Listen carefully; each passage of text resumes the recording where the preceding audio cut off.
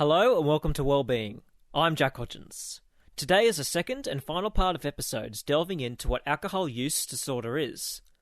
Alcohol is readily available in Australia, and although a part of our culture, it can become dangerous if abused.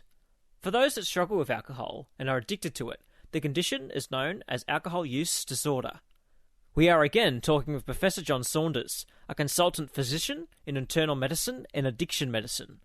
Professor Saunders' career as a researcher and academic in the alcohol and drug fields extends back over 40 years, having published books on the topic and worked on many state and federal Australian government committees. Hello, John, and welcome back to the program. Pleased to be with you. In the last episode, John, we talked about how there was a lot of stigma around those that have alcohol use disorder. How can we improve upon that stigma in society? One of the most helpful things in recent years have been prominent politicians who have either said, I've got this condition, or a family member, my son or daughter has this condition.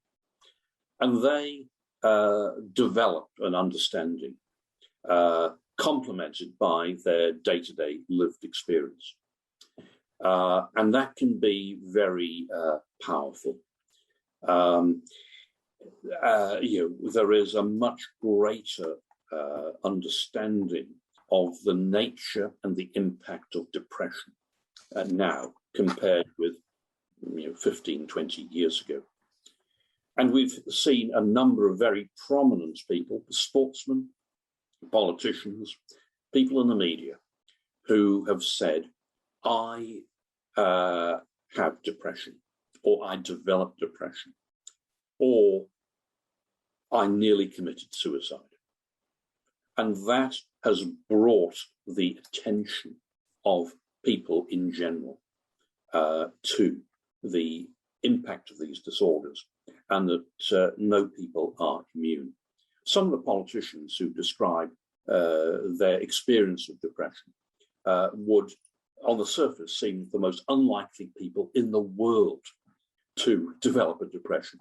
People who were brimful of confidence, but they said that they had done, and they did. And fortunately, they got treatment for that, and they recovered. It is something that I guess that we're still waiting for in the alcohol field, for prominent people to say, yes, I developed an alcohol use disorder. It affected me like this. I didn't like what I was doing, but I didn't know what was going on. Now I'm not consuming alcohol. I've had treatment.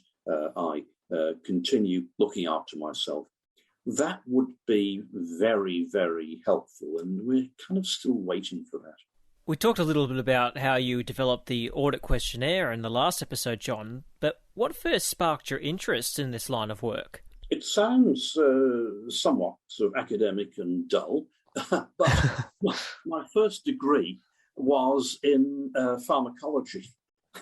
And that was on the way to studying medicine, but and I became fascinated by the effects of these very different substances on the human body and the brain. And then when I was a medical student learning clinical medicine, I came across some people who kept coming back to the hospital with worse and worse diseases related to their alcohol consumption. And that sparked an interest. Why is this? And then, as I said, when I was a newly qualified doctor, I had a sense of frustration that people were presenting with very late-stage disorders and physical diseases, and they seemingly never been advised. And so it was a progression.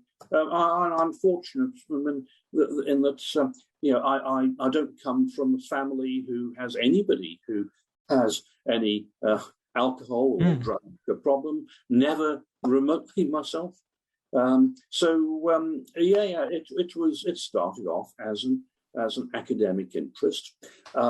And what I did, though, when I was a student and a junior doctor, was I learned to listen to what my patients with alcohol use disorders were describing. I learned about their life. I learned about how it affected them. I learned also about how, in time, resolved their problem. And I did that before I started to do any, serious sort of learning and training in this area. So I'm talking about, that informal experience when I was a medical student and when I was an intern. And then it wasn't until a couple of years later that when I started training in this area that I had, the more formal academic input. What are some of the reasons that alcohol use disorders arise in the first place? There may be no reasons in a particular person. Some people just slip into a pattern of regular heavy drinking, and that over time, as I said, very typically insidiously develops into an alcohol use disorder. But there are some key and recognized underlying risk factors and conditions. There is a genetic predisposition of variable potency.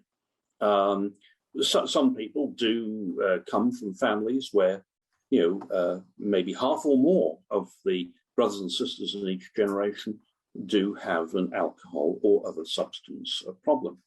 And, we do know that there are some genes which do predispose to developing an alcohol use disorder.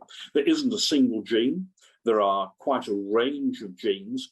And it's not just that you have one or two genes and they combine to predispose you to an alcohol use disorder. It's that there is a network of genes, and it's the way that these different gene variants link up that determines whether you have a predisposition or not. So that's an important underlying risk factor. And it can influence, of course, the advice that you give, and it can influence to some extent the medications you give for alcohol use disorder. The second influence is the experience of abuse of some type in early childhood. Now, one clearly has to go carefully when one is asking about this experience, because people are very sensitive. You don't want to trigger people.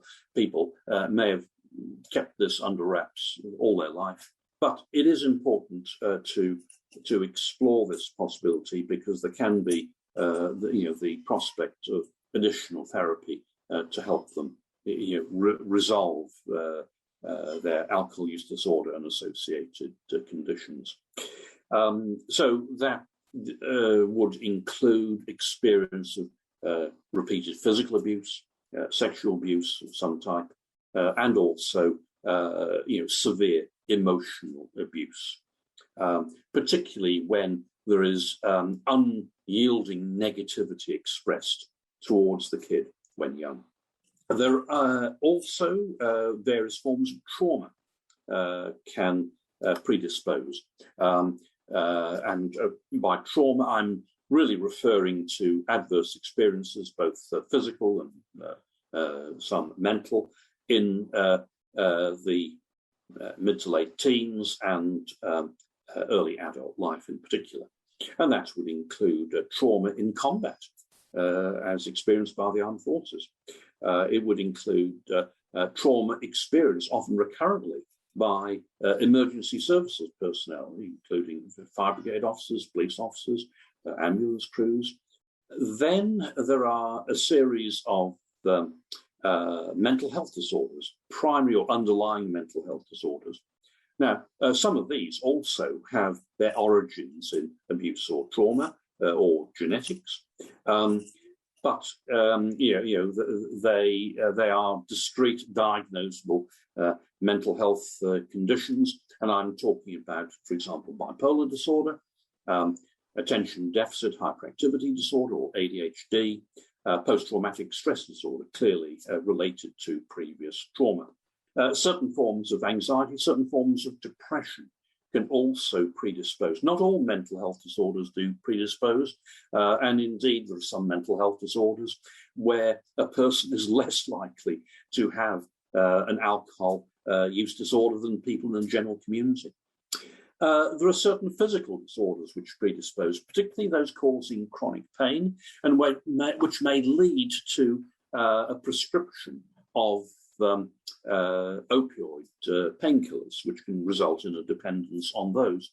But some people do try to alleviate pain by consuming alcohol, and so yes, physical health disorder can be a predisposing factor to an alcohol use disorder. So those are the main ones. The main predisposing factors. There are a few other recognised ones, but I think if people are looking for, whether it's possible they have an underlying condition, I think if they think of those five, then they will be able to identify the most important ones. You're listening to Wellbeing, where we are discussing what alcohol use disorder is. My guest today is Professor John Saunders, a consultant physician in internal medicine and addiction medicine, and also a distinguished researcher and academic in the alcohol and drug field. What are the effects that an alcohol use disorder can have on the mental and physical health of a person in the long term? There are a range of diseases which can be caused by alcohol. If we look at the physical diseases first, there are several hundred recognised physical disorders. It can affect pretty well every organ in the body and every system in the body, including the blood, the immune system, things like that. It is very important because of the very different, like protean manifestations of an alcohol use disorder that people, including doctors, are alert to the various physical sequelae that can occur. There are also many, many mental health disorders. So there are a series of disorders which are called alcohol-induced mental disorders, and they include alcohol-induced anxiety disorders, alcohol-induced mood disorders causing depression directly, alcohol-induced psychotic disorder, where people start living in an unreal world and they start experiencing bizarre phenomena, believing that there are all sorts of people who are out to harm them and things like that. Then in terms of the brain, there are a series of alcohol-induced disorders, which technically we call neurocognitive disorders or alcohol-induced brain damage. And they include often profound memory loss, so that a person has no memory or very diminished memory for recent events in their life. They don't have any useful working memory. There is alcohol-induced frontal lobe syndrome or executive dysfunction, which means that people are not able to plan ahead.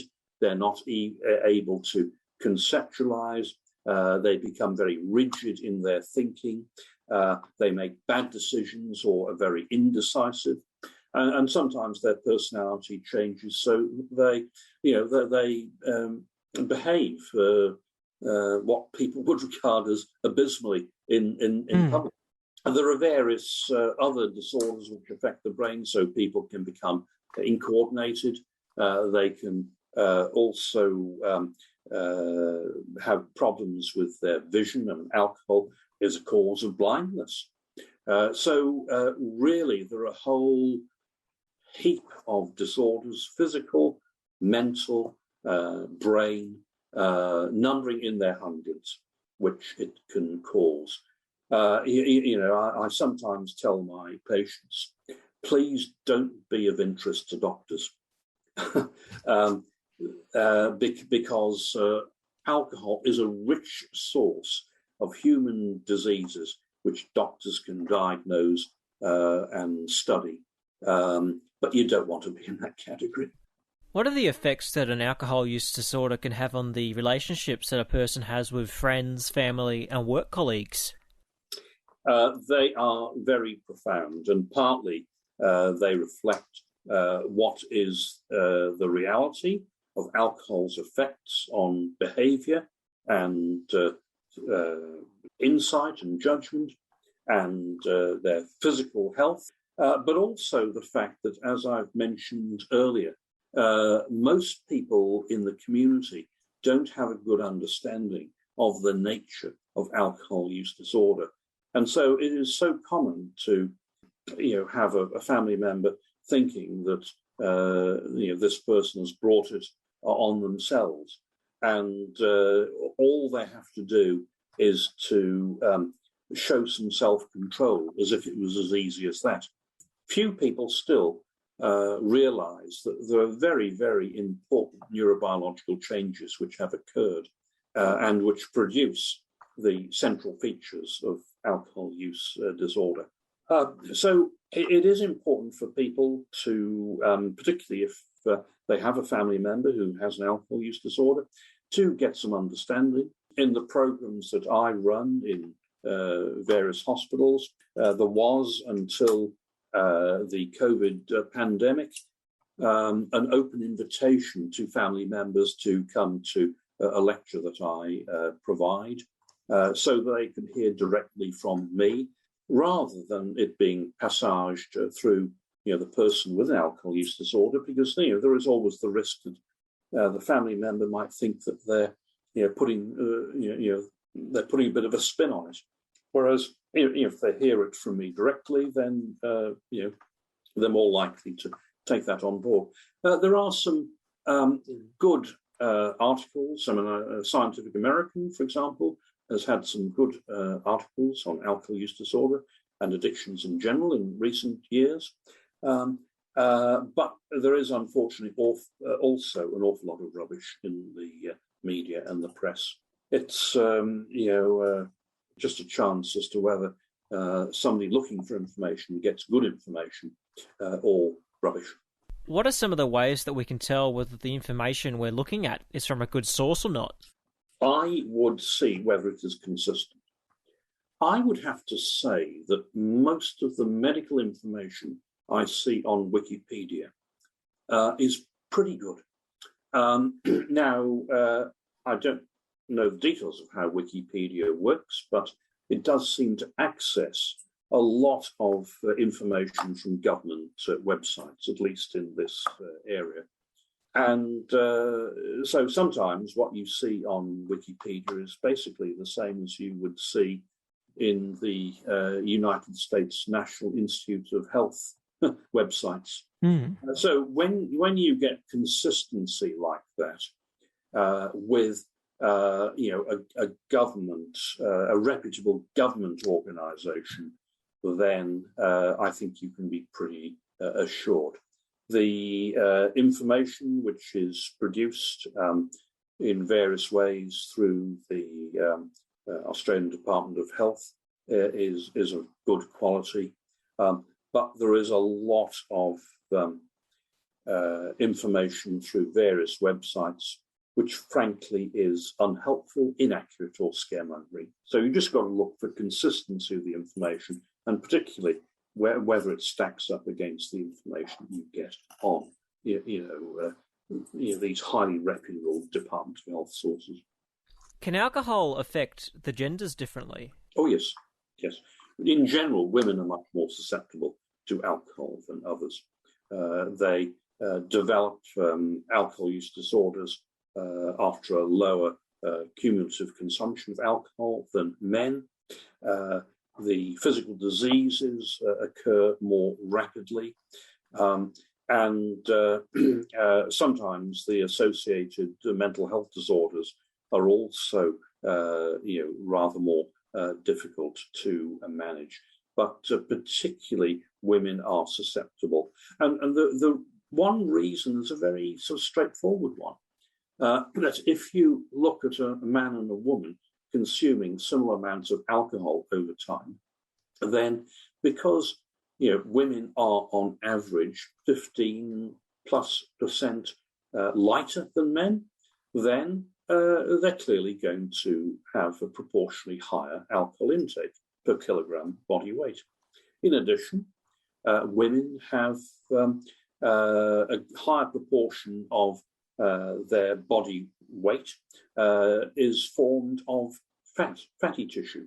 Now, the importance of that is that alcohol is little absorbed into fat, but it does infiltrate through all the other parts of the body, including the major organs of the body systems and brain that I have described.